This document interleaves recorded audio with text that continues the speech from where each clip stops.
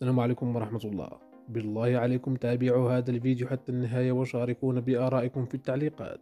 بعد ما حدث البارحة وبعد أن انتهت المباراة التي جمعت بين الخضر وموريتانيا والتي أسفرت عن إقصاء مبكر لأشبال جمال بالماضي، لقطة مؤثرة حدثت ولم ينتبه لها الكثيرون. خلال المباراة كان في المدرجات كل من موتسيبي وصامويل إيتو وكذلك رئيس اتحاد كرة القدم لموريتانيا مع وليد صادي. وبعد أن انتهى اللقاء بفوز منتخب موريتانيا، ظهر صامويل إيتو وقد نزل من المدرجات واتجه مباشرة نحو غرفة ملابس لاعبي الخضر. صامويل إيتو ظهر وهو يواسي عدد من اللاعبين، حيث ظهر وهو يقبل رأس الحارس رايس وهاب بولحي. رغم كل ما حدث إلا أن هذا الشخص قد أبدى هذا الموقف ليلة البارحة. آراؤكم تهمنا في التعليقات. إلى لقاء آخر بإذن الله.